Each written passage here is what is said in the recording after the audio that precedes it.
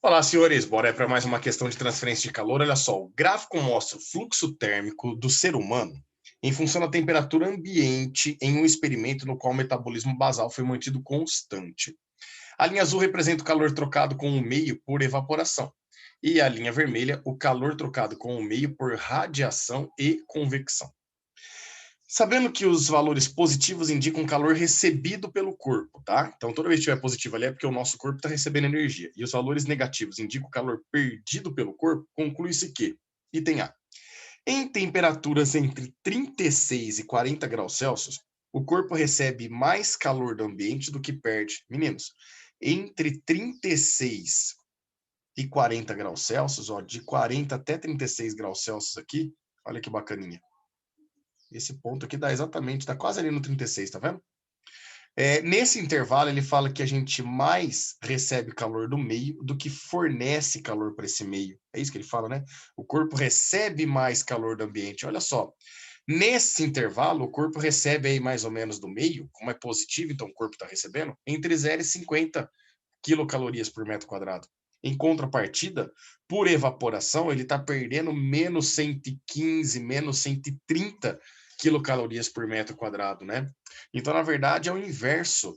Na verdade, a gente tem que falar aqui nessa temperatura, o corpo perde mais calor do que recebe do ambiente. Por isso que o nosso item A vai estar falso. Tudo bem? Item B. Na temperatura de 20 graus Celsius, a perda de calor por evaporação é maior que por radiação e convecção. Então, vamos ver aqui, ó. Para 20 graus Celsius, vamos pegar aqui a temperatura de 20 graus Celsius, nós temos esses dois pontos aqui, ó. Esse para evaporação e esse para a radiação e convecção, certo? Perceba que para valores próximos, tá?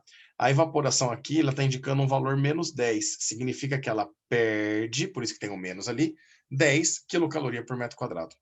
Já por radiação convecção, aqui está mais ou menos 110 negativo, né? O menos é para indicar que ele perde 110 quilocaloria por metro quadrado. Então, olha que bacana. Como ele usa o termo aqui no item B, a perda de calor, o negativo já está embutido aqui. Então, nós vamos analisar o valor numérico em módulo para nós. Se a gente analisar em módulo, porque o menos já está lá embutido na palavra perdido, olha só. Por radiação e convecção, a gente perde 110 joules de energia, enquanto por evaporação apenas 10. Então, eu percebo que, na verdade, quando ele fala que o calor por evaporação é maior do que por radiação, está errado, né? Ele é menor.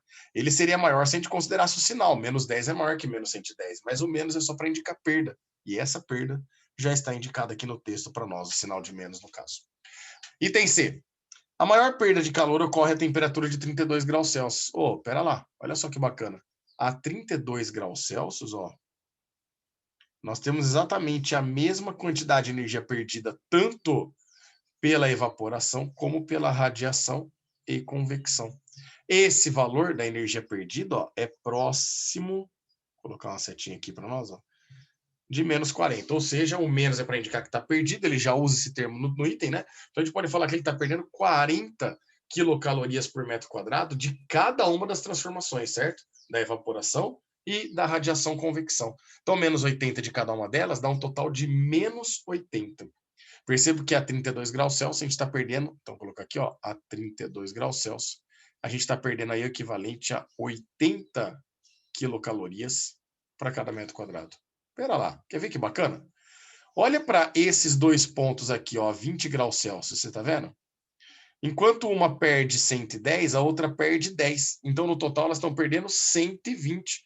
Então, a gente percebe que a 20 graus Celsius, ó, a perda energética aqui é de 120 calorias para cada metro quadrado. Ou seja, eu não vou poder falar que a maior perda de calor ocorre a temperatura de 32, porque eu estou vendo que a 20, por exemplo, tem um valor bem maior do que esses 80 quilocalorias perdido a temperatura de 32. Por isso que o item C está falso para nós, certo?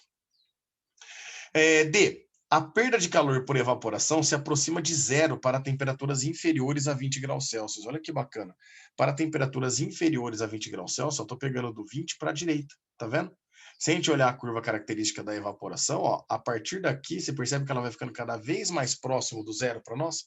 Portanto, a melhor alternativa aqui, que é a correta para nós, é a alternativa D de dado, né? Perceba que ela vai tendendo a zero essa evaporação para temperaturas menores de 20 graus Celsius. É como se você estiver fazendo uma corrida, uma caminhada, num dia frio. Você percebe que no dia frio você acaba suando menos, né? Num dia de calor, você acaba suando mais, escorrendo mais suor aí.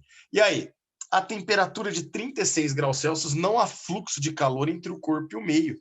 Oi, peão, olha lá. A 36 graus Celsius você marcou lá, ó, é bem aonde a radiação e convecção vale zero. Não tem troca de calor entre o corpo e o meio, então, por radiação e convecção. Exato. Por radiação e convecção, não. Mas por evaporação, a gente ainda tem aqui, por exemplo, aí uns menos 80 quilocalorias por metro quadrado. Então, eu não tenho por radiação convecção, mas eu ainda tenho por evaporação. Então, falar que não há fluxo de calor está errado, e por isso que o item está falso para nós. Fechou, senhores? A pergunta que deve estar na cabeça de vocês é, Pião, por que você colocou esse gráfico aqui? Porque eu ia fazendo ele para não ficar apertado, acabei esquecendo. Peço desculpas, vou apagar ele. Um grande abraço a todos e até a próxima.